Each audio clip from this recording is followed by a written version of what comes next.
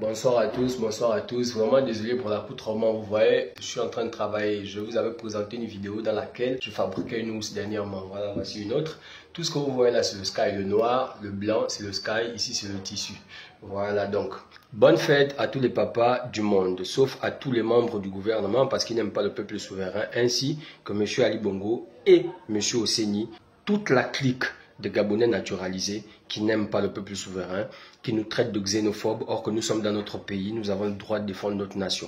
Bon, il y a quelque chose qui me taraude un peu l'esprit. On parle beaucoup de 9 milliards, le président a dit va donner 9 milliards. Écoutez, la véritable solution, c'est libérer la maison du commerçant et remettre toutes les prérogatives de la maison du commerçant pour que nous, Gabonais, puissions enfin nous autonomiser. On vous parle de 9 milliards. Il y a eu un jeune, un métier. Qu'est-ce que ça a donné? Il y a eu le projet Grain. Qu'est-ce que ça a donné? Il y a eu le Gabon vert, Gabon industriel. Qu'est-ce que ça a donné? Il y a eu un jeune, un taxi, un emploi. Qu'est-ce que ça a donné? Il y a eu la création de 100 000 auto-entrepreneurs dernièrement. C'est un individu qui est venu nous dire sur les réseaux sociaux que le président de la République a mis 2 milliards à bicycle. Mais attendez, 2 milliards divisé par 100 000 auto-entrepreneurs, ça fait 20 000 par personne. Si on va même sur la même base là de 100 000 auto-entrepreneurs qu'on veut créer, 9 milliards représente 90 000 par personne. J'ai regardé dernièrement le live du grand frère Jonas Molenda où il disait le fils à Oseni, DCA en charge des finances du président de la République, a un salaire de 75 millions par mois. C'est-à-dire tu comptes 30 jours et tu as 75 millions par mois. Mais attendez, quand on vous donne 90 000,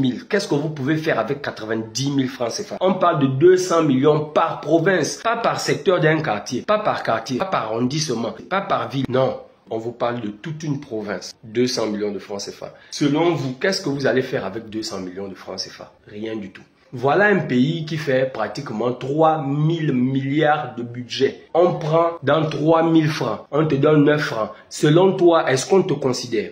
Mais la jeunesse et les mamans, ma boule là, qui sont en train d'applaudir, tout ce que vous êtes en train de faire là, vous détruisez les vies de vos enfants. Tous ces jeunes là, vous qui êtes en train d'applaudir aujourd'hui, demain ne vous plaignez pas. Parce qu'ils sont en train de se moquer de vous. Quelqu'un ne peut pas percevoir un salaire de 75 millions par mois et vous, on vous réunit à 1000, on vous dit on vous donne 9 milliards. Quand vous entendez le montant, ça fait chaud au cœur. Mais derrière, qu'est-ce que ça représente réellement? Ça ne représente rien du tout. Tu ne peux même pas ouvrir un bar avec ceux qui peuvent te donner là.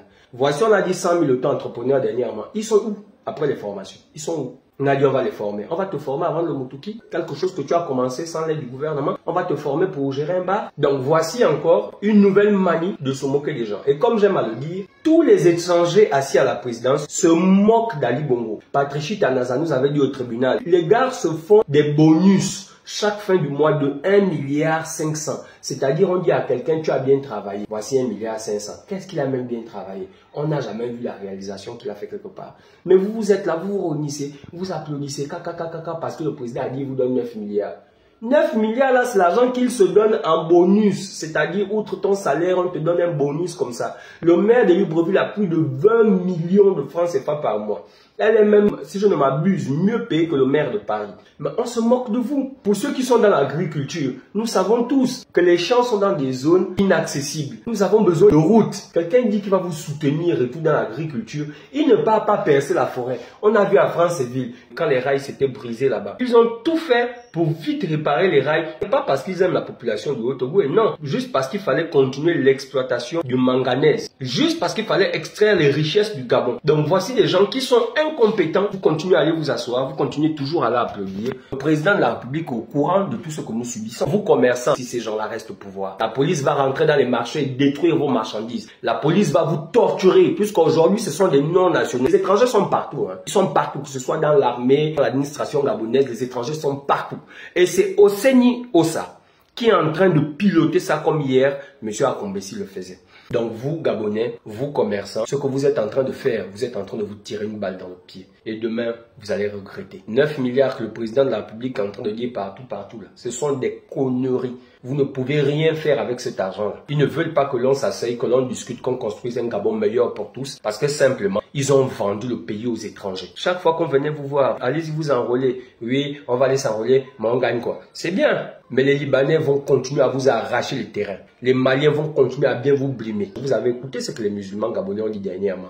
Le Conseil supérieur des affaires islamiques, c'est le pan politique de l'islam. Vous comprenez pourquoi ce marabout-là est assis là-bas et refuse de quitter là-bas. Restez dans vos maisons, ne faites rien. Vous êtes en train d'assister vous-même au remplacement de la population gabonaise. Vos enfants sont les futurs esclaves de ce pays. Vos enfants demain vont emprunter les bateaux pour quitter le Gabon. Comme les non-nationaux que vous voyez là. Ils vont passer par la Libye pour chercher à fuir en Europe. Continuez à rester dans vos maisons. Ne vous levez pas. Hein. Attendez le prophète Dagla. Quand il va encore revenir la prochaine fois, vous vous levez encore, vous tous, vous partez encore là-bas. J'espère que lui, tout l'argent que vous l'avez cotisé là, parce que vous n'êtes pas prêt à cotiser vous-même pour vous sortir d'une dépendance qui est imposée par les non-nationaux, vous êtes juste prêt à aller donner de l'argent à quelqu'un que vous dites déjà vous-même il est déjà riche. Quand on vous parle, vous pensez qu'on ne veut pas que vous allez prier. Non, priez comme vous voulez. Mais vous allez prier où s'il y a les cartouches qui sifflent? Vous allez prier où? Les étrangers aujourd'hui nous ont pris en otage. Vous voyez même la femme du président qui n'a aucune fonction dans ce pays. Elle n'est que la femme du président de la République. Elle nous impose sa logique. Et quand on parle comme ça, attention, hein, c'est les attaques à domicile. Hein. Voici ce qu'est devenu le Gabon, ce que vous Gabonais vous ignorez. Nous qui osons venir vous parler là, nous mettons nos vies en danger. Quand on parle comme ça, demain vous pouvez entendre qu'on ne me voit plus. Ils sont venus me kidnapper chez moi. Et vous pensez que la vie là, c'est un jeu. Continuez à applaudir pour les 9 milliards là. Je vais voir si tu vas même ouvrir même une petite table avec les 9 milliards là. On te dit le kilo de sucre c'est déjà 2000. Toi tu es là en train de rêver. On te dit qu'Olam, une société qui est venue trouver l'huile du Cameroun au Gabon, qu'on vendait à 900.